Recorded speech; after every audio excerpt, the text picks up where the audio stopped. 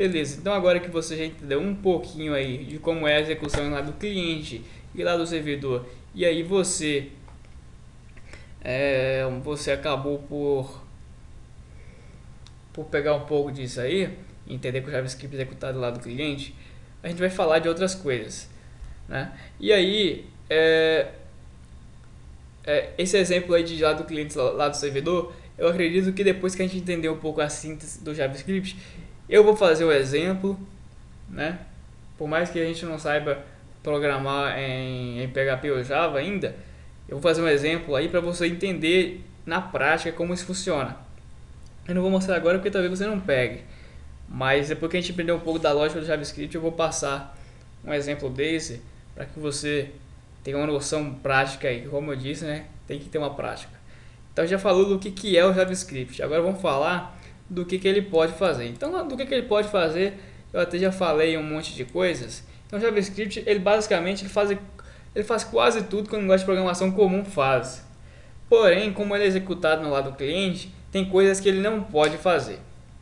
Uma das principais coisas que o JavaScript não pode fazer, pelo menos o que é executado no seu navegador, né? Porque tem programas, né? Por exemplo, jogos, né? Você tem aí programas para desenvolver jogos que eles são baseados em JavaScript que você consegue fazer praticamente tudo que você faz na linguagem de programação comum.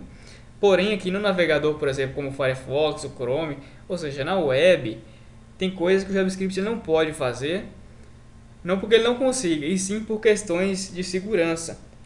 Então, por exemplo, um JavaScript ele não pode conectar com banco de dados, ok? Isso é impossível para um JavaScript executado no navegador. Ele não pode se conectar a um banco de dados. O JavaScript não pode gravar e ler arquivos no seu computador. Ele não pode executar comandos, ele não pode alterar configurações do seu computador. Então essas são coisas que ele não consegue fazer, ok? Isso tudo por questões de segurança. O JavaScript ele pode baixar páginas da web, mas não pode baixar páginas da web que não sejam de outros sites, que sejam de outros sites.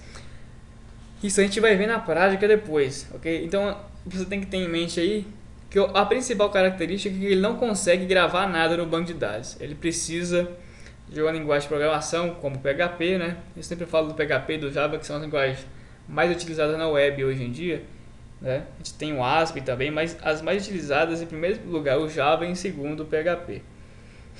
E aí, entendeu? Aí eu já coloco essas aí para que você fique mais familiarizado aí, né? Porque para que fique mais comum pra gente. Ok? Então é isso aí. O mais importante aí é o que ele não pode fazer, que é o ponto principal. Ele não consegue conectar com o banco de dados. A gente vai passar aí para instalação e requisitos. A gente tem que entender o que a gente precisa para começar a programar JavaScript na nossa máquina. O que é necessário aí para a gente fazer essa festa?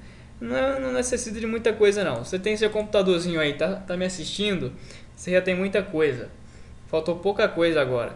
Falta o Notepad++, que para quem ainda não conhece, para quem já fez meu curso já conhece demais. Notepad++ é um editor de texto comum como o bloco de notas do Windows, porém ele deixa o texto todo coloridinho para que fique mais fácil aí da gente programar. E tem alguns atalhozinhos bem bacanas aí para a gente estar programando.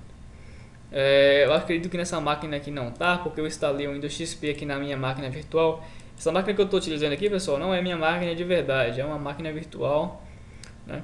Para quem não sabe o que é isso, acho que lá no nosso site vai ter um blog, vai ter uma postagem falando sobre isso no blog, do que são as máquinas virtuais. E eu instalei o Windows XP nessa máquina virtual porque ele é mais leve, o Windows 7 tava meio pesado, tá bom?